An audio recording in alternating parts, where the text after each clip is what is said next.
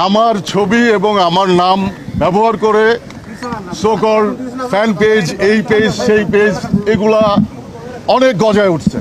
গজায় উঠে সেখানে সরকার বিরোধী বিভিন্ন ইস্যু, সেটার নেগেটিভিটি, এইটা সেটা নিয়ে বহু রকমের পোস্ট, যেটা আমার অনেক ফ্যান ফলোয়ার আছে যারা বিভিন্ন জায়গায় আমাকে যারা দীর্ঘদিন ধরে চেনে, তারা জানে আমার অ্যাক্টিভিটি সম্পর্কে, আমার লেখালেখি, আমার জীবনযাপন, আমার খাবার দাবার, আমার কবিতা, আমার গান ইত্যাদি সম্পর্কে যারা জানে, খুব গভীরভাবে জানে, তারা জানে যে এগুলো ফেক পেজ।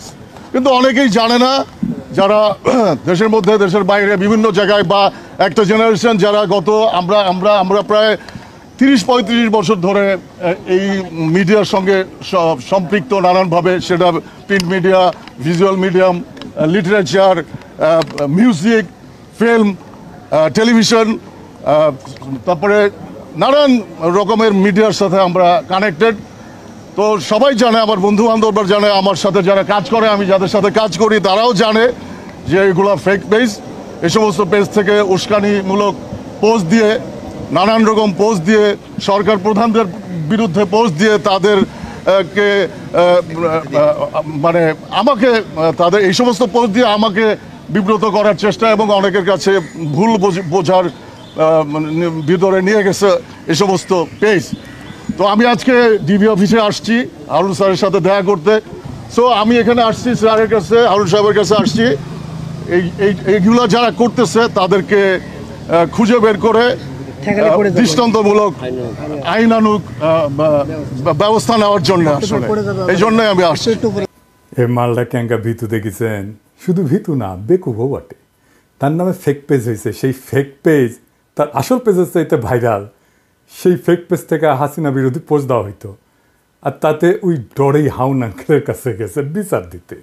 ওই যদি এই কামটা না করতো তাহলে এখন কইতে পারত যে আমি বীরশ্রেষ্ঠ, হাসিনা বিরোধী লড়াই তো আমিই করেছি। দেখিস ইনকা করে কত মাল যে ধরা খাবে কে জানে। রেকর্ড রাখলাম, এই ভিডিওটা ওয়েবসাইটে যাবে। ওই যে হাসিনার লেসপেন্সারদেরকে নিয়ে যে সাইট হইতেছে না, উড়ি একটা নতুন ক্যাটাগরি করবো, হাউন আঙ্কেলকে যারা সার দেখতো। যাই হোক, আসেন এবার হিজবুত তাহরির নিয়ে কথা বলি।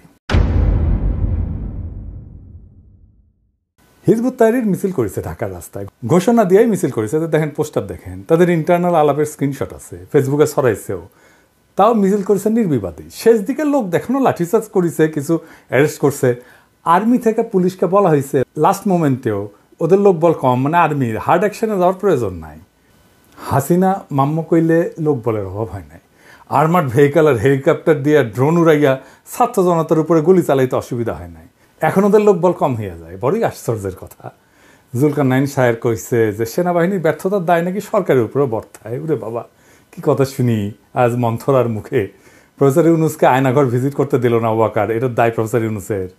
বিক্রম মিশ্রের সাথে দেখা করলো ওয়াকার, প্রফেসর ইউনুসের কোনো অনুমোদন ছাড়া, এটাও প্রফেসর ইউনুসের দোষ। ওয়াকার যে পারপিট্রেটরদেরকে বাঁচানোর চেষ্টা করতেছে, যে সমস্ত জেনারেল গুম খুন করছে, সেটাও প্রফেসর ইউনুসের দোষ। জাতিসংঘের রিপোর্টের প্রতিবাদ জানাইছে হাসিনার ন্যারেটিভ নিয়ে ওয়াকার, সেটাও প্রফেসর ইউনুসের দোষ। এটা নিয়ে আসিচ্ছি, এর পরের এপিসোডে আসিচ্ছি, পরে কমুনি এটা নিয়ে মেলা আলাপ আছে। হিজবুত তাহরিরকে নিষিদ্ধ করেছিল হাসিনা। নিষিদ্ধ করা ঠিক না বেঠিক সে আলাপে যেতেছি না, কিন্তু কোনো রাজনৈতিক দল যদি সশস্ত্র তৎপরতা না চালায়, সাধারণ লিবারাল রাজনীতি করে, তাদের কথা বলার স্পেস দেওয়া উচিত। আওয়ামী লীগের কথা আবার ইসেন্সে বললেন না কেউ কেউ, যে আওয়ামী লীগ শুধু সশস্ত্র রাজনীতি করে না, সে হিন্দুত্ববাদী ফ্যাসিস্ট, মোদির মদতপুষ্ট এক ঘৃণ্য ফ্যাসিস্ট। তার রাজনীতি করার রাইট নেই। তো দেখেন, এই হিজবুত তাহরির আর্মির সৈনিকদের খালি আহ্বান জানায় কিবা করার জন্যে। 4 রং না 2 রঙের পোস্টার ছাপায়, আবার সে পোস্টার মেয়েরা ভইরা দেয়। কেন পারে? 2018 সালের নির্বাচনে দেখেছিলাম জাতীয় ঐক্যজোটের পোস্টার লাগানো বাদ দেন, ছাপাইতে দেয়নি পুলিশ। পুলিশ প্রেস থেকে পোস্টার নিয়ে যায়, শিবিরে পোস্টার লাগানোর সময় পুলিশে দিছে, দেখেছেন। আর হিজবুত তাহরিরের লোককে হাসিনা মাঝে মাঝে গ্রেপ্তার করে, কিন্তু কোথায় পোস্টার ছাপায় সেটা নাকি তাদের কাছেও প্রশ্ন, বুঝেছেন। মানে আমরা খুঁজে বের করবি না কোথায় পোস্টার ছাপায়, বুঝেন। তাইলে এদেরকে এখন নামাইছে কে?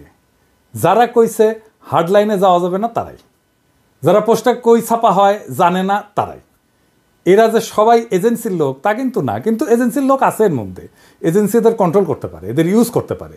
সব নিষিদ্ধ উগ্রবাদী সংগঠনের ক্ষেত্রে এটা সত্য, জেএমবির ক্ষেত্রেও এটা ঘটনা ঘটেছিল। কিছু লোক তো অনেস্ট কমিটমেন্ট নিয়ে যায় এই সমস্ত সংগঠনে, এখানেও ভালো কিছু ছেলে আছে যারা অনেস্ট কমিটমেন্ট নিয়ে গেছে, কিন্তু এই কাজটা এমন একটা সময় করা হইতেছে যখন ইন্ডিয়া ক্যাম্পেইন ছড়াইতেছে, বাংলাদেশে উগ্রবাদ ছড়াইতেছে, দেখেছেন? কিন্তু ওই মিছিলে কারা ছিল? মজার জিনিস আছে। মোদি যখন এসেছিল মনে আছে না হাসিনার সময়, তখন বাংলাদেশে বিশাল প্রতিবাদ হয়েছিল, প্রচুর মানুষজন মারা গেছিল, হাওকা হয়েছিল না? সেই সময় বাহাউদ্দিন নাসিমের উপর দায়িত্ব ছিল ইন্ডিয়ান এম্বাসির রাস্তায় যেন মোদি বিরোধী যারা তাদেরকে যেন গুন্ডা দিয়ে ঠেঙানো হয়। ঢাকায় মুসল্লিদের উপরে ঝাঁপে পড়লো কার গুন্ডা বাহিনী? এই বাহাউদ্দিন নাসিমের গুন্ডা বাহিনী। ওই যে মুসল্লির দাড়ি টেনে ফেলেছিল না, মনে আছে না? এইটা সাহেব বড় করে দেখেন না, এর নাম কি জানেন? মোজাম্মেল হোসেন, পল্টন থানার 13 নম্বর ওয়ার্ডের স্বেচ্ছাসেবক লীগের নেতা। বাহাউদ্দিন নাসিমের গুন্ডা বাহিনীর প্রধান, সবসময় সাথে থাকে, দেখেছেন? দেখেন এডিটর সাহেব দেখান বাহাউদ্দিন নাসিমের সাথে ছবি, ওর ফেসবুকটাও দেখান। এই মাল হিজবুত তাহরীরের মিছিলে, দেখেছেন? বড় করে দেখান, দেখেছেন? তার মানে বাহাউদ্দিন নাসিম এই মিছিলে লোকও দিছে। আমরা তো আনসার লীগ দেখেছি, হিন্দু লীগ দেখেছি, এখন হিজবুত লীগ দেখেছি। এদের আবার গ্রেপ্তার করিচ্ছেন। ওদের সাথে কথা বলেন, প্রকাশ্য রাজনীতি করতে বলেন, রাজনীতির যে লিবারেল স্পেস আছে তাতে তারা তাদের রাজনীতি করুক, গ্রেপ্তার করে নিশ্চিত করে আপনি এদের কোনো ক্ষতি করতে পারবেন না।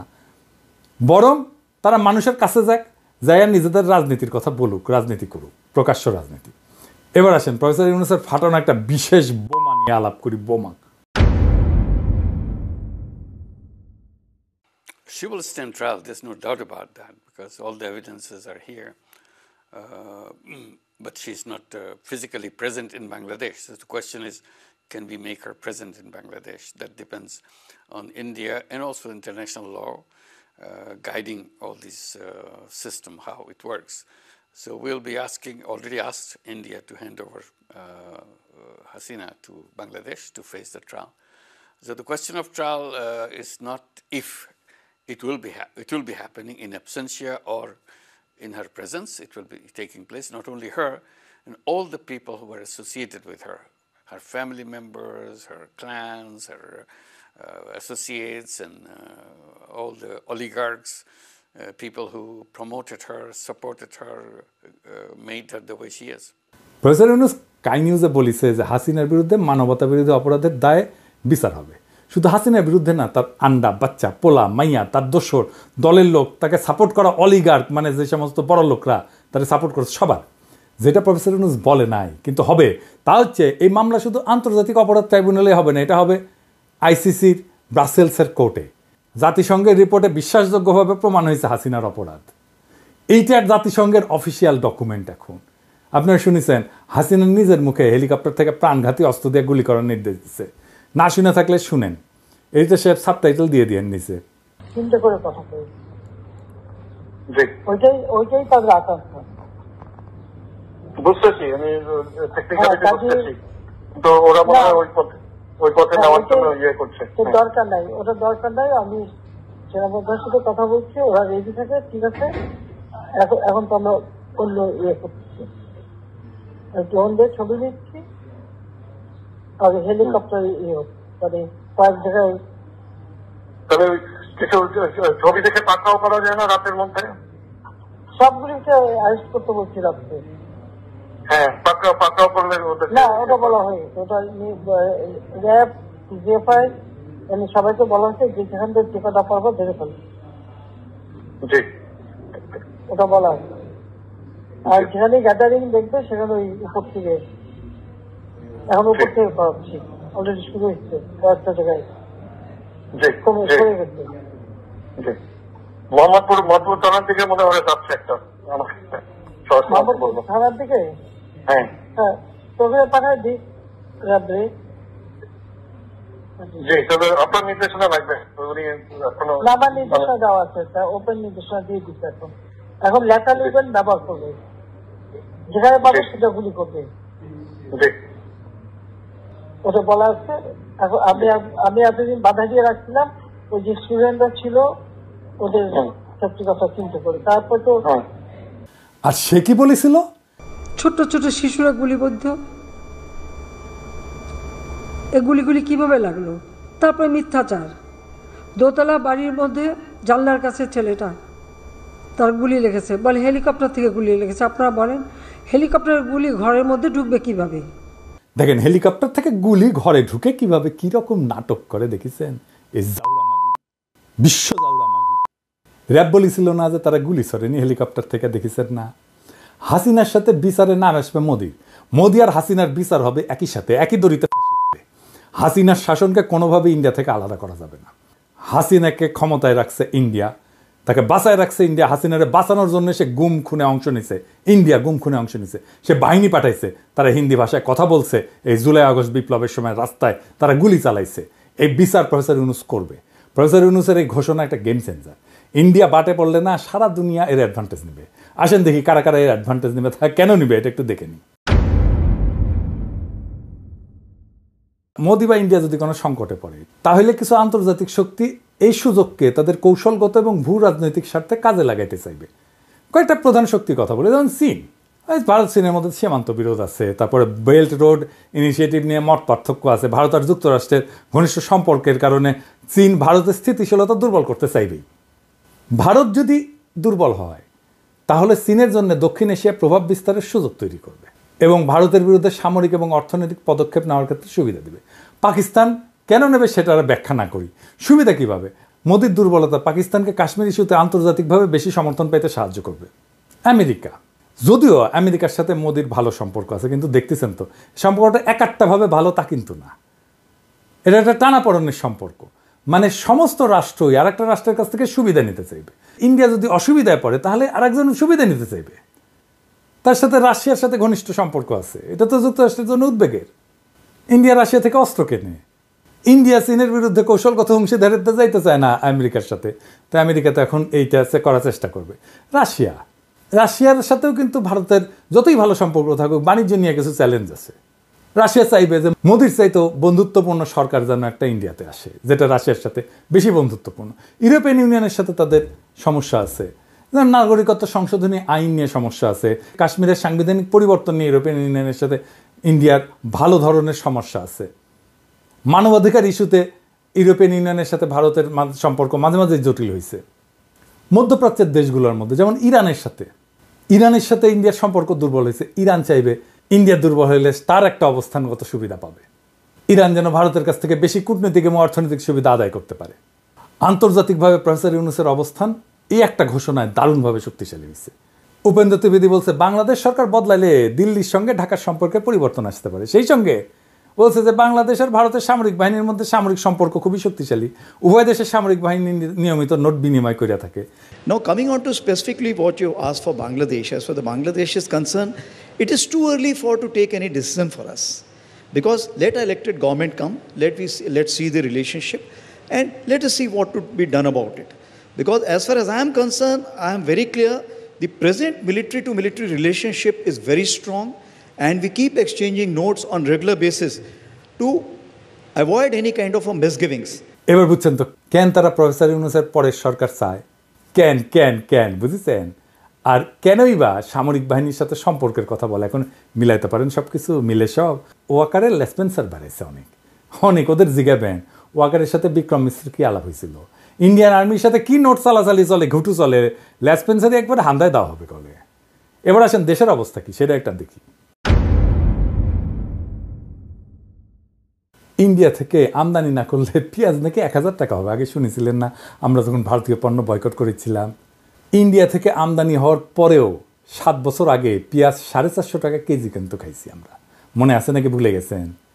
ভারত ছাড়াই পেঁয়াজ খাচ্ছি এখন 35 টাকায়, ভারত ছাড়া আলু খাচ্ছি 16 টাকায়, ভারত ছাড়া টমেটো খাচ্ছি 15 টাকায়। বিগত 10 বছরের মধ্যে এত কম দাম কখনো জিনিসপত্রের ছিল না, কিন্তু ভারত থেকে আনলে 3 গুণ হয়। এর প্রমাণ হচ্ছে বিগত 10 বছরের মূল্য। এই রমজানে জিনিসপত্রের দাম বাড়ছে, বাড়েনি, কমছে। সোয়াবিনের দাম কমতেছে, দেখেছেন? এই রমজানে ইলেকট্রিসিটি যায় না, দেখেছেন এরকম? আর খালি শুনিচ্ছেন না দেশে নাকি আইন শৃঙ্খলার অবনতি হচ্ছে, কিন্তু বাস্তবতা কি তাই? নাকি আমরা এতদিন চুপ ছিলাম বলে অন্যায়গুলো চোখে পড়েনি?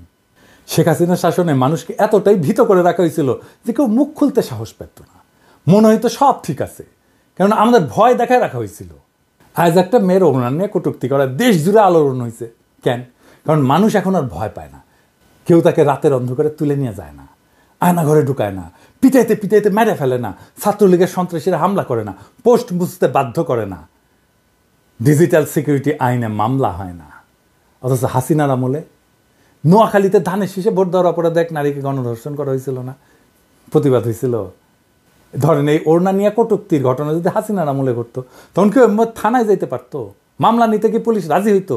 বরং বেশি বাড়াবাড়ি করলে জামাত শিবির বানিয়ে জেলে ঢুকাই দেওয়া হইতো। তখন আমরা চুপ থাকতাম, দেখতাম দেশে শান্তি আছে। যতক্ষণ না অন্যায়টা নিজের উপরে আসে ততক্ষণ কেউ টের পায় না কতটা নিঃশব্দে অত্যাচার চলতেছে। আজ বলা হচ্ছে দেশ অস্থিতিশীল, কিন্তু এটাই তো জীবনের স্বাভাবিক ধারা।